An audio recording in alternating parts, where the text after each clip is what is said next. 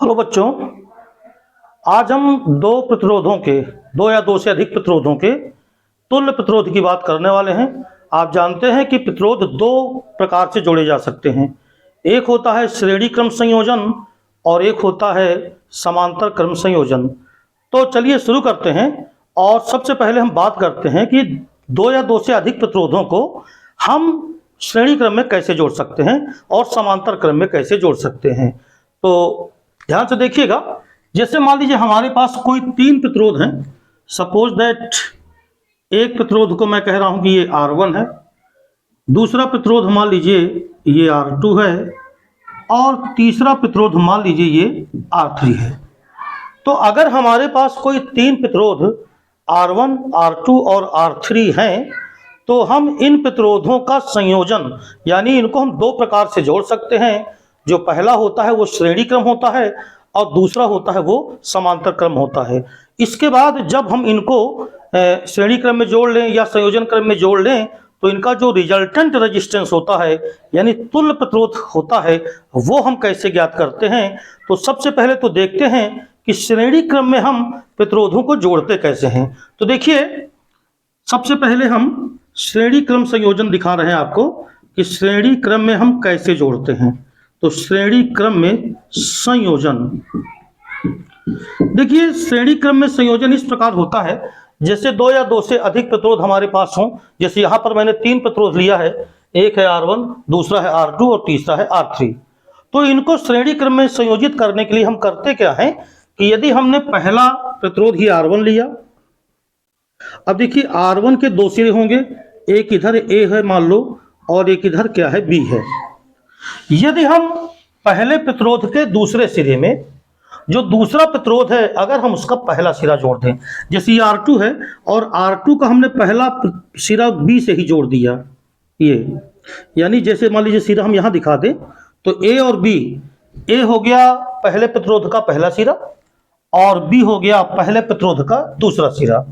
मान लीजिए ये R2 है तो इसका पहला सिरा यदि हम दूसरे वाले प्रतिरोध के दूसरे सिरे से जोड़ दें, यानी दूसरे प्रतिरोध का जो पहला सिरा है वो पहले प्रतिरोध के दूसरे सिरे से जुड़े। मान लीजिए जो दूसरा वाला प्रतिरोध है R2, इसका जो सेकंड सिरा है वो C है और अब हम जो R3 प्रतिरोध है उसका पहला सिरा R2 के दूसरे सिरे से जोड़ दें और ये हमने लिखा R3 और यहां कर दिया D। तो यदि प्रतिरोधों को इस प्रकार जोड़ा जाए कि प्रत्येक प्रतिरोध के दूसरे सिरे में दूसरे प्रतिरोध का पहला सिरा जुड़े, तो इस प्रकार अगर हम प्रतिरोधों को जोड़ते हैं तो ऐसा संयोजन यह कहलाता है कौन सा क्रम? श्रेणी क्रम। समांतर क्रम क्या होता है? देखिए जो दूसरा नंबर है वो है समांतर क्रम। NCERT में इसको पार्श्व क्रम भी कहा गया है, समांतर क्रम या पार्श्व क्रम। अब पार्श्व क्रम क्या होता है? पार्श्व क्रम में हम सभी प्रतिरोधों को इस प्रकार जोड़ते हैं कि सबका पहला सिरा समान हो और सबका दूसरा सिरा समान हो। जैसे देखिए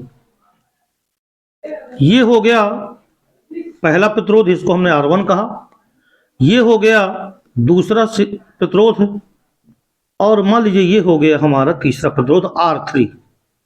तो देखिए इन तीनों को हमने इस प्रकार जोड़ा है कि जो R1 का पहला सिरा है वो भी A है, जो R2 का पहला सिरा है वो भी A है और जो R3 का पहला सिरा है वो भी A है, और जबकि सबके जो दूसरे सिरे हैं वो क्या है? B। तो दोनों के संयोजन में जो अंतर है वो मेन अंतर यह है कि जो समांतर क्रम या पार्श्व क्रम होता है उसमें सभी प्रतिरोधों के पहले सिरे समान होंगे और दूसरे सिरे भी क्या होंगे? समान होंगे। जबकि श्रेणी क्रम में ऐसा नहीं होता है। श्रेणी क्रम में जो सिरे होते हैं वो अलग अलग आपको दिखेंगे। जैसे देखिए R1 का सिरा आपको AB दिख रहा है, यानी पहला सिरा A और दूसरा सिरा B। जो R2 है उसका पहला सिरा B, दूसरा सिरा C, और जो R3 है उसका पहला सिरा आपको C दिख रहा है और दूसरा सिरा क्या दिख रहा है? D। तो ये अंतर होता है। तो श्रेणी क्रम में और समांतर क्रम में संयोजन जब हम करते हैं तो उसमें जो मेन अंतर होता है वो होता है कि सिरे समांतर क्रम या पार्श्व क्रम में सबका पहला सिरा एक ही होगा और जो दूसरा सिरा होगा वो दूसरा होगा लेकिन समान होगा। जैसे यहाँ पर R1 हो या R2 हो या R3 हो, सबका पहला सिरा कौन है? A, और दूसरा सिरा कौन है? B। जबकि अगर आप यहां देखें तो यदि हम तीन प्रतिरोधों को यहां पर जोड़ रहे हैं तो पहले के दूसरे सिरे में दूसरे का पहला सिरा जुड़ा है, दूसरे के दूसरे सिरे में तीसरे का पहला सिरा जुड़ा है। यदि चौथा प्रतिरोध होता तो उसका जो पहला सिरा जुड़ता वो R3 यानी तीसरे प्रतिरोध के दूसरे सिरे से जुड़ता। दूसरी चीज ये आपको जानकारी होनी चाहिए कि यदि किसी परिपथ में प्रतिरोधों के सिरे अलग अलग होंगे तो वहां सबका विभवांतर अलग होगा। जबकि अगर प्रतिरोध समान हो, प्रतिरोधों के सिरे अगर समान हो तो वहां पर सबका विभवांतर क्या होगा? समान होगा। तो अगर हमको ये तीन प्रतिरोध हमारे पास हैं और अगर ये श्रेणी क्रम में जुड़े हैं तो इनका जो रिजल्टेंट होगा, परिणामी प्रतिरोध, जिसको हम तुल्य प्रतिरोध भी कहते हैं, वो क्या होता है? और अगर वो समांतर क्रम में जुड़े हैं तो उनका परिणामी प्रतिरोध क्या होता है, जिसको आप तुल्य प्रतिरोध कहते हो? उसको कैसे निकालते हैं, उसका निगमन क्या है? तो आइए हम बात करेंगे और बात करने वाले हैं कि यदि प्रतिरोध किसी परिपथ में श्रेणी क्रम में जुड़े हैं तो फिर हम उसका रिजल्टेंट रेजिस्टेंस कैसे निकालते हैं। तो चलिए सबसे पहले हम आपको इसका परिपथ बना के दिखाते हैं, इसके बाद हम इन सभी का संयोजन करके तुल्य प्रतिरोध कैसे निकालेंगे वो देखते हैं। तो मान लीजिए श्रेणी क्रम में जुड़े हैं तो ये पहला प्रतिरोध हो गया, ये दूसरा प्रतिरोध हो गया और ये तीसरा प्रतिरोध हो गया। श्रेणी क्रम संयोजन है, ये R1 है, ये R2 है, ये R3 है और यहां पर एक बैटरी लगी हुई है, ये की लगी है यानी कुंजी, यहां से धारा प्रवाहित होगी, प्लस सिरा ये हो गया, माइनस सिरा ये हो गया। और मान लीजिए विभवांतर इसका कितना है? V। तो एक परिपथ है, इस परिपथ में तीन प्रतिरोध जुड़े हुए हैं, R1, R2, R3। ये तीनों समांतर क्रम में नहीं है बल्कि श्रेणी क्रम में जुड़े हुए हैं। एक बैटरी लगी हुई है जिसके सिरों का विभवांतर कितना है? V। और एक बटन लगी है जिसको दबाने पर धारा क्या होगी? प्रवाहित होगी। तो सबसे पहले बेसिक चीज यहां ये सोचना है आपको कि अगर सिरे प्रतिरोधों के अलग अलग आपको दिख रहे होंगे तो हर एक सिरे पर, यानी जैसे R1 के जो दोनों सिरे हैं उस पर विभवांतर मान लीजिए V1 है, तो फिर R2 के जो सिरे हैं वहां पे विभवांतर क्या होगा? अलग होगा। और जो R3 है वहां पे विभवांतर क्या होगा? अलग। क्यों अलग होगा? क्योंकि यदि प्रतिरोधों के सिरे अलग अलग हैं तो फिर हर सिरे पर अलग अलग विभवांतर होगा। अब ये जो V है, टोटल विभवांतर ये बराबर होगा V1 plus V2 plus V3। ये हम जानते हैं कि जो टोटल विभवांतर है वो इन सभी विभवांतर के क्या होगा? बराबर होगा। अब मान लीजिए हमने बटन दबाई और धारा प्रवाहित हुई, तो धारा जो बहती है वो प्लस से किधर बहती है? माइनस की ओर। तो धारा मान लीजिए परिपथ में I धारा प्रवाहित हो रही है। ये जो I धारा है ये पूरे परिपथ की धारा होगी और इस I के जाने का मार्ग एक ही है, यानी कि अगर वो V1 से जाएगी या R1 कह ले, R1 प्रतिरोध से धारा जाएगी तो धारा I ही प्रवाहित होगी। देखिए, क्योंकि और कोई मार्ग ही नहीं है जहां से वो बटे धारा। R2 जो प्रतिरोध है वहां से भी धारा I जाएगी और जो R3 प्रतिरोध है वहां से भी धारा कितनी जाएगी? I जाएगी। यानी अगर हम ये कहें कि कुल धारा ये बराबर मान लीजिए I है और ये मान ले कि माना जो तुल्य प्रतिरोध है, परिपथ का तुल्य प्रतिरोध, अगर हम ये कह दें कि ये कैपिटल R है तो हम जानते हैं कि जो V होता है वो V बराबर होता है I इंटू R।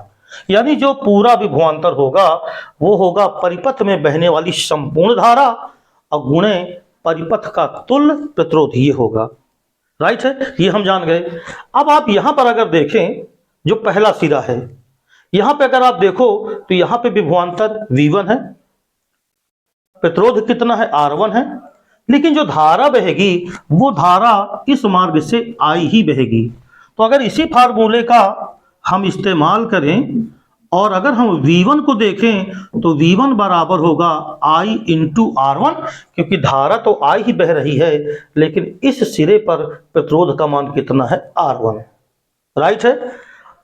अगर हम इसी प्रकार देखें तो जो दूसरा सिरा है, आपको दिखाई दे रहा होगा यहाँ पर, ये दूसरा सिरा है, इस सिरे का प्रतिरोध है R2, जबकि विभवांतर कितना है, V2। इसका मतलब हम V बराबर I इंटू R, ये फार्मूला आपको याद होना चाहिए। अगर उसका इस्तेमाल करते हैं तो जो V2 आएगा वो बराबर होगा I इंटू R2, और ऐसे ही जो V3 होगा वो बराबर होगा I इंटू R3, क्योंकि इन तीनों सिरों पर विभवांतर अलग अलग, बट बहने वाली धारा सब एक समान होगी, क्योंकि जाने का मार्ग धारा के एक ही है, तो प्रत्येक सिरे से बहने वाली धारा I होगी।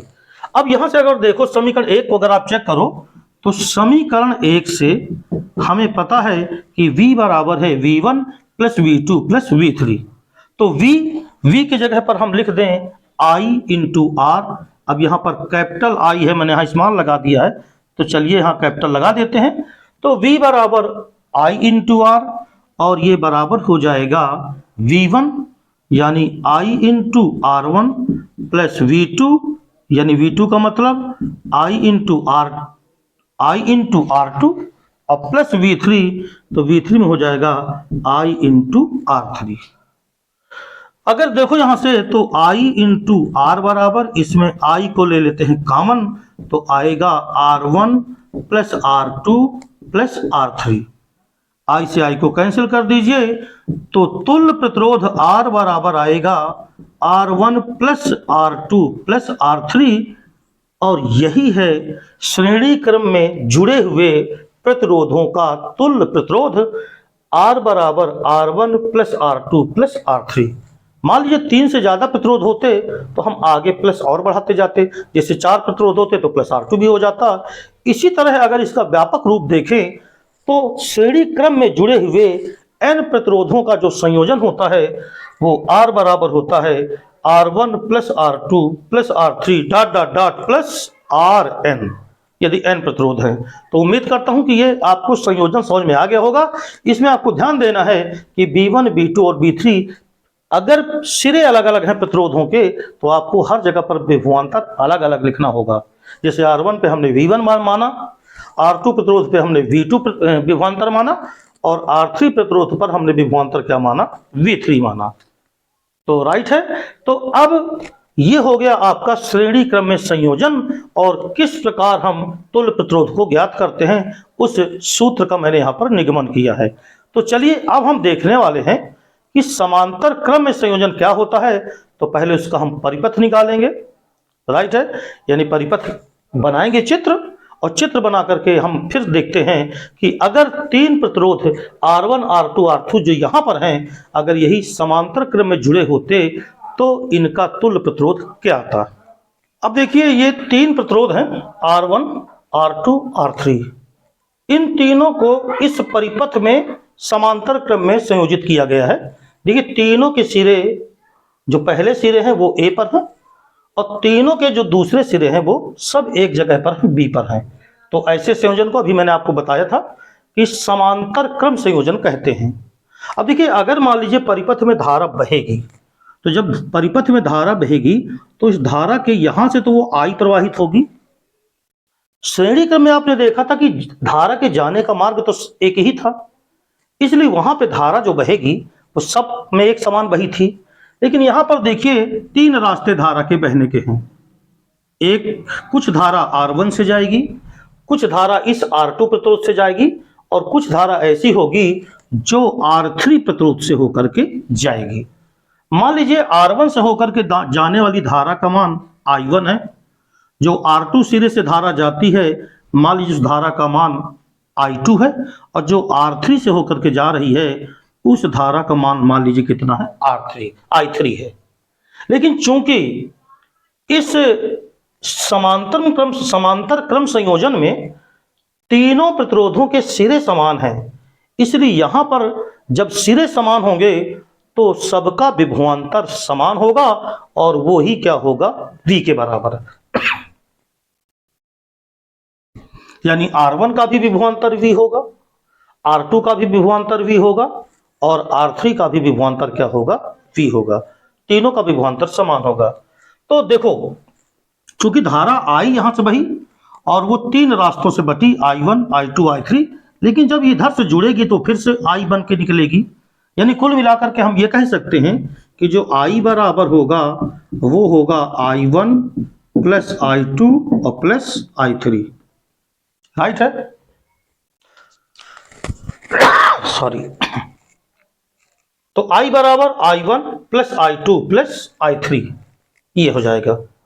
लेकिन अब जरा देखिए, अगर हम जानते हैं कि चूंकि V बराबर I इंटू R होता है, तो यहां से अगर हम निकालें कि I बराबर क्या होगा, तो ये हो जाएगा V बटा R।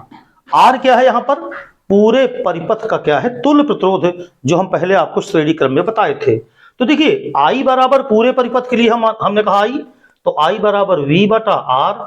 लेकिन अब जरा आप पहले यहां पर देखें, R1 की जगह पर, तो R1 की जगह पर टोटल विभवांतर तो हर जगह पे V होगा। तो यहां पर अगर हम निकालें तो धारा I1 बराबर आएगी V बटा कितना, R1, क्योंकि धारा अलग, R1 अलग, लेकिन विभवांतर तो सेम है जो सब में है।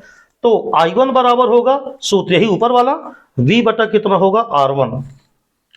अगर I2 को देखें तो I2 बराबर क्या होगा, V अपान R2। और अगर I3 का मान देखें तो ये होगा V अपान कितना, R3।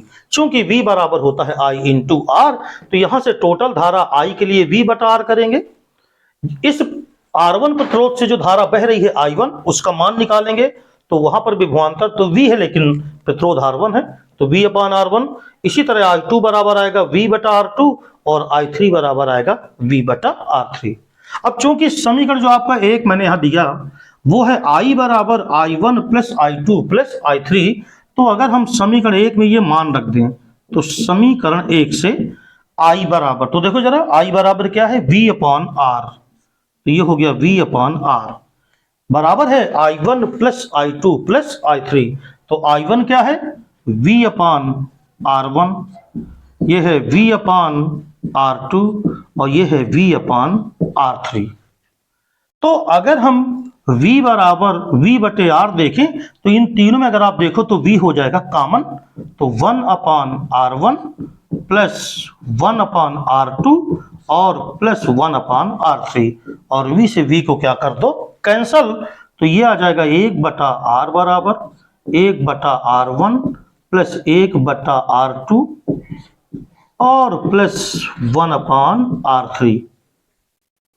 ये 1 अपान R का मान हम निकाल सकते हैं, जहां R है परिपथ का क्या, तुल्य प्रतिरोध है। तो 1 अपान R बराबर आ गया 1 अपान R1 प्लस 1 अपान R2 और प्लस 1 अपान R3।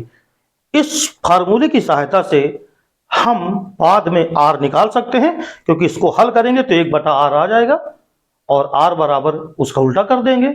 तो देखो, दो प्रकार के संयोजन होते हैं, एक होता है समांतर क्रम संयोजन और एक होता है श्रेणी क्रम संयोजन। तो जब श्रेणी क्रम हम करते हैं तो उसमें R बराबर आता है R1 plus R2 plus R3 plus dot dot dot, तो उसमें R डायरेक्ट आ जाएगा। इसमें जब हम निकालते हैं तुल्य प्रतिरोध R का मान, तो वो 1 बटे R के फार्मूले में आता है। तो 1 बटा R बराबर 1 बटा R1 प्लस 1 बटा R2 प्लस 1 बटा R3 एंड प्लस आगे जहां तक चले जाएं। फिर उसके बाद हम कैलकुलेट करके हम R का क्या निकाल लेते हैं, मान।